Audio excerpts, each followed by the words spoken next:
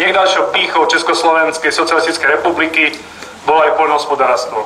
Za socializmu sme mali zabezpečenú potravinovú sebestačnosť, v každej dedine bolo družstvo a ľudia mali prácu priamo vo svojej obci.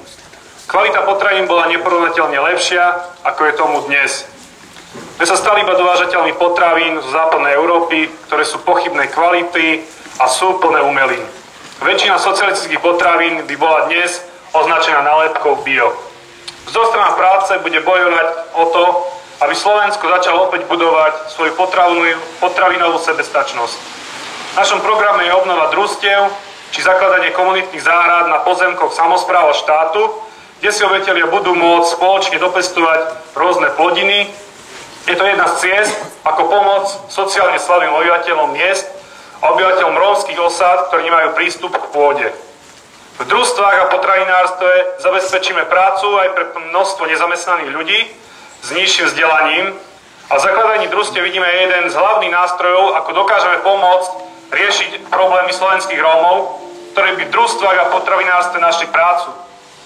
Z mojich skúseností z Anglicka jasne vyplýva, že slovenskí Rómovia tvoria v niektorých fabrikách v Anglicku zameraných na spracovanie mäsových výrobkov či iných fabrikách zameraných na potravinnú výrobu niekedy až 20-30% zamestnancov.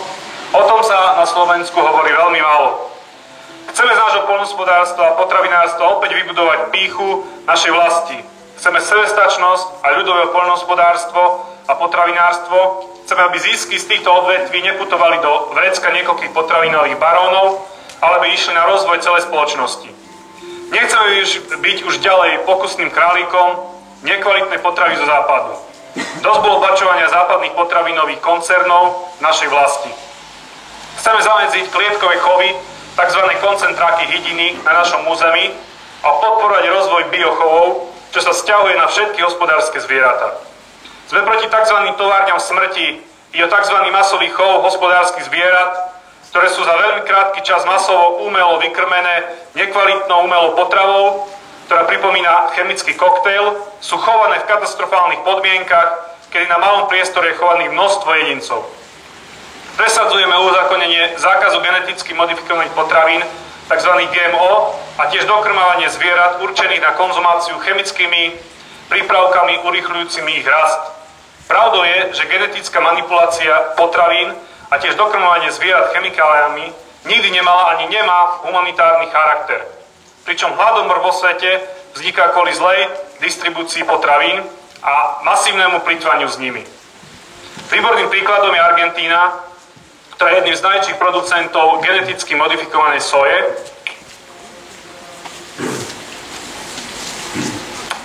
Aj napriek tomu trpí značné percento ľudí chudobou a hladom. Cieľom týchto praktík je len maximalizácia zisku jednotlivca bez ohľadu na zdravotné a morálne aspekty. Taktiež jasne hovoríme, že vodné zdroje, lesy, poľnohospodárska pôda, termálne a minerálne pramene, nerastné bohatstvo nesmie byť v rukách úzkej skupiny ľudí, ale musí byť na prospech všetkých obyvateľov našej vlasti. Celkový majetok 300 najbohatších ľudí na planéte sa v roku 2013 zvýšilo 524 miliárd dolárov na 3,7 bilióna amerických dolárov.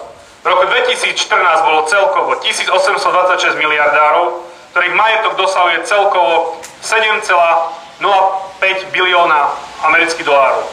Iba 85 najbohatších ľudí vlastní taký veľký majetok ako 3,5 miliardy najchudobnejších ľudí dohromady.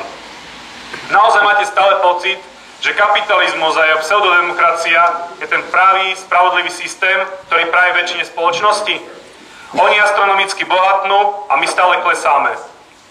Alebo sa držíme na štandardnej zlej úrovni. Ako môžeme naďalej trpieť toto poddanstvo? Veď úzka svetová oligarchia disponuje takým nosom prostriedkov, že už im nekonkuruje ani väčšina štátov sveta. Kríza postihuje ako vždy nás obyčajných pracujúcich, na ktorých pleciach je celý systém, ktorý dennodenne udržujeme chod spoločnosti a hodnotu, ktorú vyprodukujeme. Si privlastňuje úzka skupina kapitalistov. Oni sú tí praví vinníci, ktorí môžu za to, že ľudia utekajú zo svojich zbedačených krajín, že sa rozputávajú vojny, násilie, rozširuje sa chudoba a šíri sa fanatizmus.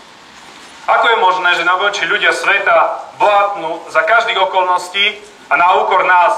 Hlavne, že vlády škrtajú sociálne výdavky, nútia nás do ďalšej privatizácie, no na boháčov svetovú oligarchiu už svoje úsporné opatrenia nasmerovať nedokážu.